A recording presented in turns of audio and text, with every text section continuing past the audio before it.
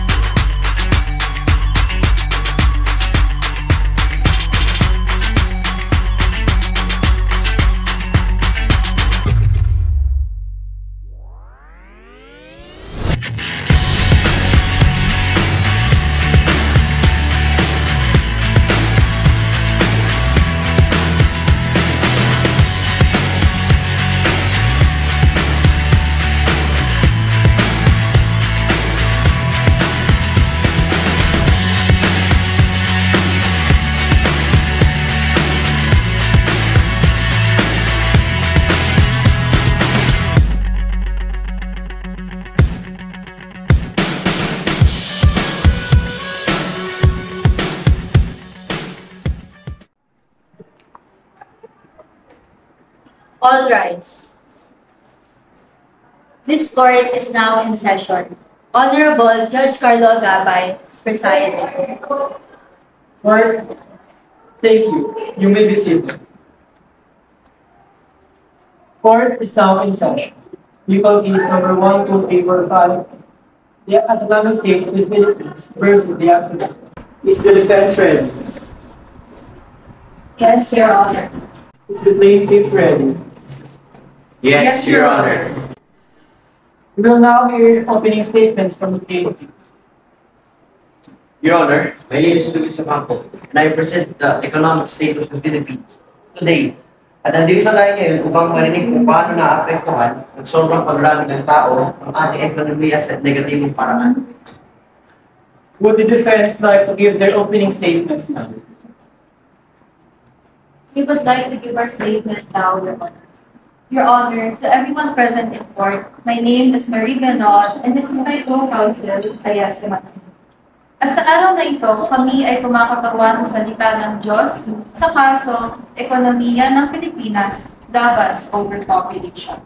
Religious people are being accused of having a direct negative impact towards the economy of this country. Take your seats. Court is now in session. Ang Pilipinas ngayon ay nasasangkot sa problema napakahirap solusyonan. Mga problemang mga mamamayan ang din ang may kagagawan.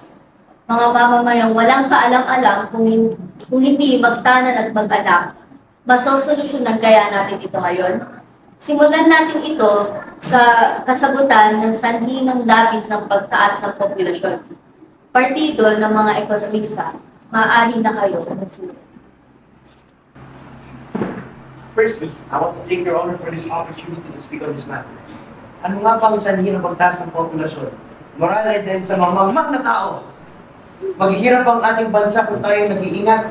Hindi, di ba? Isa pang dahilan ay pagiging sexual ng mga mamamayan. Kakulangan sa kaalaman. Kung kaya't ang kanilang tiyan ay nagkakalaman. Siyang nagiging sanhi ng pag-anak sa murang edad at napapabayaan ng edukasyon. Mayroon namang solusyon. Malaklag ang mga bata. I object, Your Honor. Parseo, makakaalam ang paglalagdag ng bata ay hindi tama. Ito ay pagpaslahan ng kabutinang buhay langit na kasama. Labag ito sa paningin ng ating ama. Hindi niyo ba naiisip? Nasa pagdidisiplina sana ng simbahan, maaari sana itong pigilan. Ngunit, ngayon, ang ating gobyerno ay nasasala sa pagsasang ito na dagdag problema na naman sa ating bansa. Oo, labag sa paningin ng Diyos. Ngunit iniisip sana ninyo na ang bawat tao ay may nais na gampanan na papel sa kanilang buhay.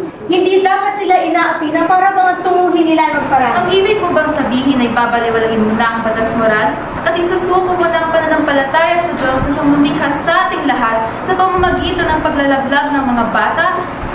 Well, according to the revised Act number 3815 of 1930, Articles 256 to 259, ang sino mang nasa medikal na profesyon, kamag-anak, komadrona, kapamilya na nagdadalang bata, ay mahigpit na pinagbabawal na magpalaglag ng bata sa anumang pamamaraan. Tama, palibasa kasi mamamatay tao kayong mga alagad ng gobyerno. Bakit nga pa kayo determinado sa pag-unlad ng bansa? Para nga pa sa ikakabuti ng buong bansa at ng mga mamayan?